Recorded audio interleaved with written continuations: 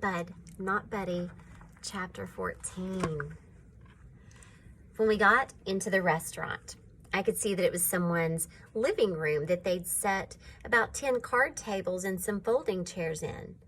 Every table but one was filled, and there were 5 or 6 people standing in the doorway waiting to sit down. We said, "Excuse us," and we walked right past. Then the smell of the place got into my nose, and I could tell why the folks were lining up to get in. I closed my eyes and took in a big snort of air. It was like someone took an old pot and poured about 100 gallons of hot apple cider and 100 gallons of hot coffee in it, and then stirred 8 or 9 sweet potato pies, crusts and all, into that, and then let 6 big steamy meatloaves float on top of all that, and then threw in a couple of handfuls of smashed potatoes, and then boiled the whole thing on high. This must be exactly how heaven smells. I could tell by the smell that Mr. Jimmy was telling the truth when he said this was the best restaurant in Grand Rapids. Shucks. I've never eaten in one before, but I'd say this was the best restaurant in the world. I opened my eyes because the smell was starting to get me dizzy. On the other side of the room, Hermione Calloway was sitting at a table with Mr. Jimmy and a woman. Steady Eddie pointed at the empty table, one that had a sign saying "Reserved NBC" on top of it, and said, "That's where we're at over there, bud. NBC stands for Nobody But Calloway." Mr. C changes the name of the band so much that no one can keep up with the new names, so they call us NBC, so they don't have to change the sign. Before I could sit down with them, Mr. Jimmy saw us and said, "Here they are." And he pointed at me and waved for me to come over to the table. Shucks. I'd rather sit with the band than with Hermione Calloway. It would be hard to have a good time eating if you looked up and saw him every time he took a bite. The thug said, "Remember what I said," and pointed at the top of his head and acted like he was kissing it. I walked over to the other table. Mr. Jimmy said, "Bud, this here is Miss Thomas. She's our vocal stylist." She could tell I didn't know what she meant, so she said, "I'm the singer, honey." I said, "Pleased to meet you, ma'am." She laughed and stuck her hand out for me to shake. There were about 9 diamond rings on just her right hand. She said, "Oh my, a gentleman. I'm pleased to make your acquaintance as well." Then she took all those ringed up fingers and rubbed them across my cheek, and she held my chin and she said, "Come here, child." And she pulled my face up close to hers. Uh-oh. I twisted up my face to get ready for a kiss, but instead she looked real close at me. And she said, "What's this, baby?" She rubbed her fingers over a couple of sting spots that I'd been scratching. For a second, I was going to tell her they were vampire bites, but something told me to tell the truth this time. I said, "That's just some hornet stings, ma'am. I got bit when the Amoses locked me up in the shed." It was her turn to twist her face up. "When who locked you up in what shed?" "They were the people that the home was paying to look after me, and I got bit by their fish head guards. I showed the woman the bite on my hand. I was surprised to see it was puffing out from pus." "My Lord," she said, "Herman, this child's hand is infected. None of you men noticed how he looks?" Hermione Calloway said, "Talk to James. Far as I know, he's the only one who's looked at the kid."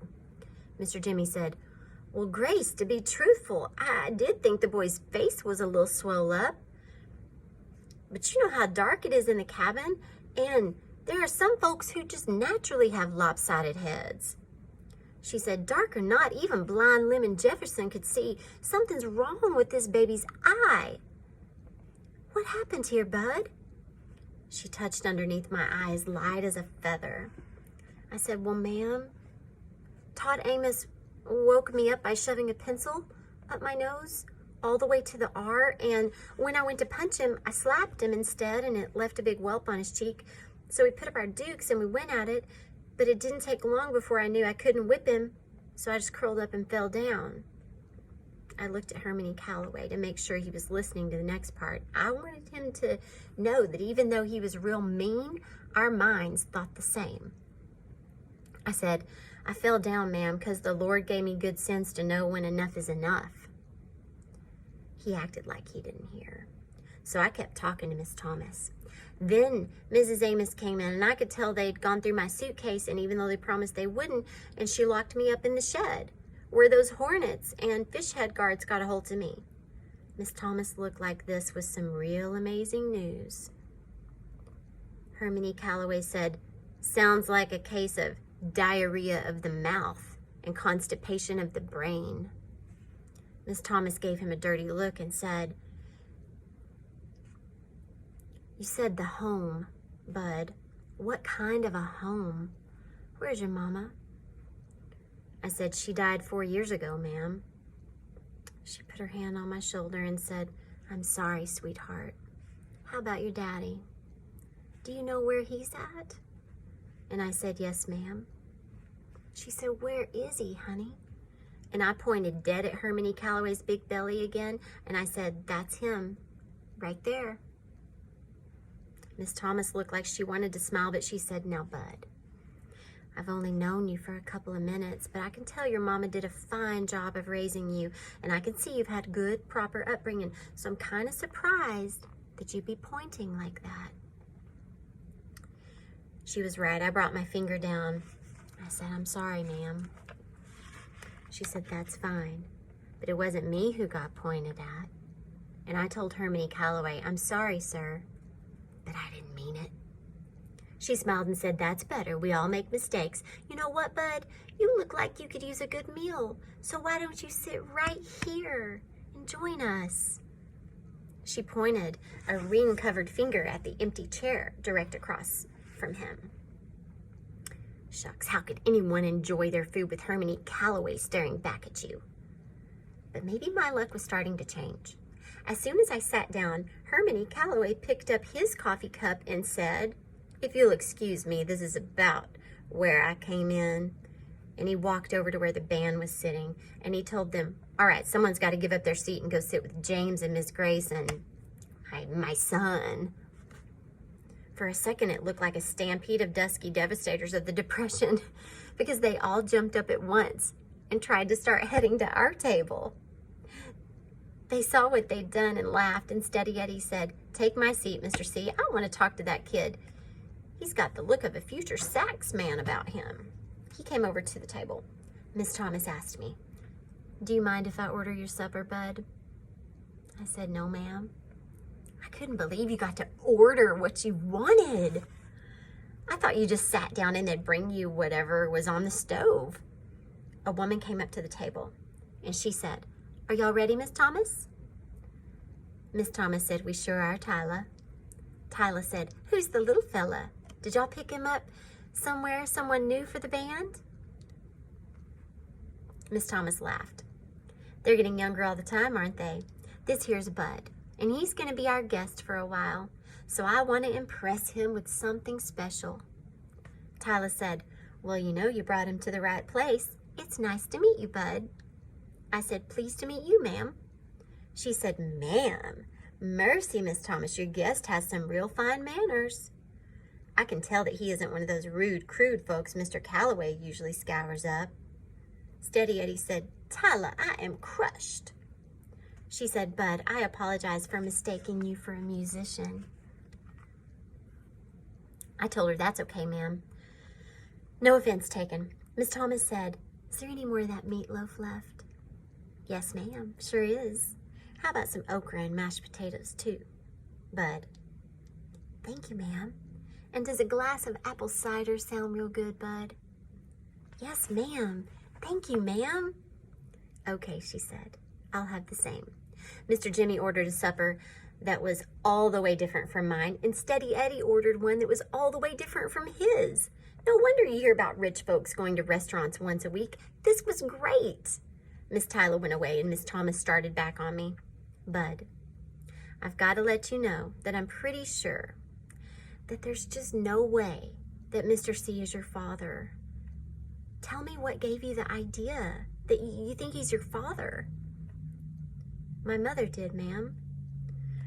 Miss Thomas looked over at Mr. Jimmy real quick and then said, "Sweetheart, did you know that a whole lot of people over the state know Mr. C? He's pretty famous." "No, ma'am." "Well, you know what I think? I think maybe your mother heard him on the radio or heard somebody talking about him or saw the band somewhere, and maybe she told you that Mr. C reminded her of your father, and maybe you misunderstood what she meant. Is that possible?" "I don't think so, ma'am." She looked at me for a second and then said, "Did she come right out and say, 'Your daddy is Herman E. Calloway'?" "But, well, almost, but not in words just like that." "Okay, then tell me what the words were like, honey." Uh-oh.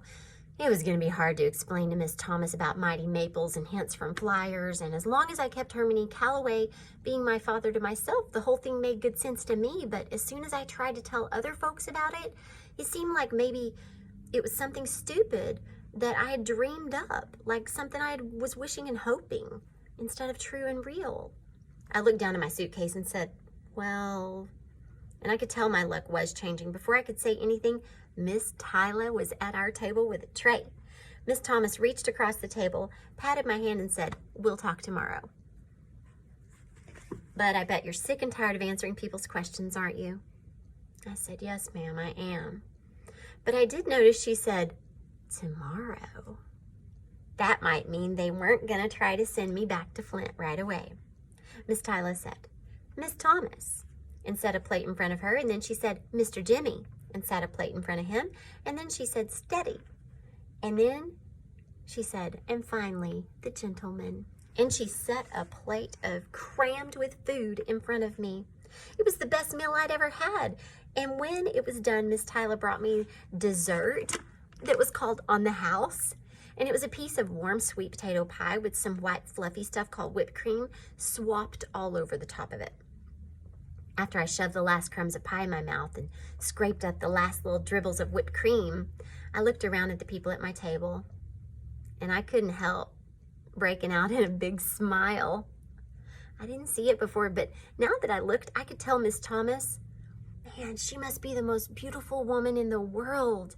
When she talked, she moved her hands and fingers around, and the lights from the ceiling and from the little candle on the table would bounce off all them diamonds and spark up in your eyes and make you feel like you had been hit with some kind of magic fairy dust. And then you couldn't help but smile. All the while she'd hum too, but hum doesn't seem like it's the right word for what she was doing. Most of the times I'd heard humming before, it was just an excuse for not being able to sing something. That doesn't fit the sound Miss Thomas was making.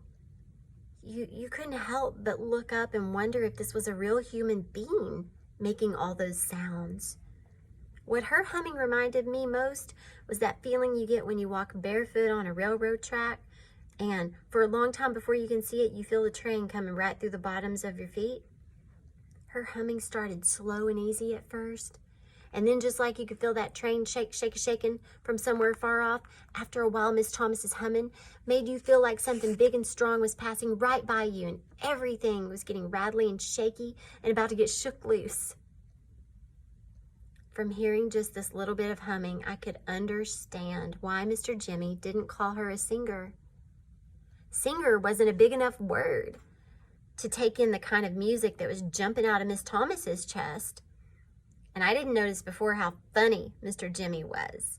The stories he was telling about traveling around the country with Herman E. Calloway had us all laughing so much that even the nosy people at all the tables near ours quit eating and were busting their guts and throwing their 2 cents in to the stories. The only table that was quiet was where the Dusky Devastators were sitting. Seemed like Herman E. Calloway could make it so you just wanted to sit and watch your hands with a sad look on your face. And I hadn't noticed before how nice Steady Eddie was either. He talked out of the side of his mouth and kept his eyes kind of blinked halfway down, especially when Miss Tyler would come to our table to see if we were all right, which she did a lot. And he was the first person I'd ever taught or I'd ever seen who could eat and talk and laugh and drink and sneeze while keeping a toothpick dangling out of his mouth. No matter what he'd do, that toothpick always started dancing just below his mustache. And Steady Eddie took his time to show me how to hold my lips and put my fingers like I was really playing a pretend saxophone. I'm not sure exactly what happened. If it was when I was scraping up the last little drops of melted whipped cream, or if it was when Miss Thomas's fingers got to flinging all that magic fairy dust. But sometime while I was sitting at the sweet pea, another seed got to sprouting. Sometime in that smells like heaven place, another mighty maple started digging down its roots and grabbing hold. 1 second I was laughing my head off, and the next second I was feeling very surprised because something hit me just as hard as Snaggletooth McNevin had smacked Hermione Calloway. All of a sudden, I knew that out of all the places in the world that I'd ever been, this was the one. That of all the people I'd ever met, these were the ones. This was where I was supposed to be. And Hermione Calloway could kiss my wrist if he thought he was going to scare me out of this. It was going to take more than a grouchy old bald-headed guy with a tremendous belly to run me out of here. I was smiling and laughing and busting my gut so much that I got carried away. And some old rusty valve squeaked open, and then whoop, zoop, sloop. Tears started jumping out of my eyes so hard that I had to cover my face with the big red and white napkin that was on the table. I hadn't been this embarrassed since I woke up and found Miss Sleet looking at my legs. I could tell that everyone in the sweet pea had stopped laughing and talking and had started looking at me. But I couldn't quit bawling. Mama used to tell me I'd only get one chance to make a first impression, and it looked like I was blowing it with the dusky devastators of the Depression. Shucks. Finally, I had to put my face and my arms on top of the table and put the napkin over my head like it was a little blanket, because try as hard as I wanted, it didn't look like I was going to get this doggone valve closed anytime soon. I felt Miss Thomas's hand come up under the napkin and rub real soft and slow back and forth over my head. She pulled me out of my chair and into her lap and wrapped her arms around me and bounced me up and down on her knee. Dang, I'd never have any kind of reputation with the band now. The only thing I could do was hang on to the napkin and try to make it so folks wouldn't notice how wet my face was. She said so quiet that I was the only one who could hear it. Okay, baby. Okay, I know, sweetheart. I know. Then she started humming again, and with my ear mashed up against her chest, it felt like all my bones and muscles quit doing their jobs, and it felt like something as big as a steam locomotive engine was chugging right past my ear. I wasn't sure if it was her lips or her hand, but something whispered to me in a language that I didn't have any trouble understanding, and it said, "Go ahead and cry, bud. You're home."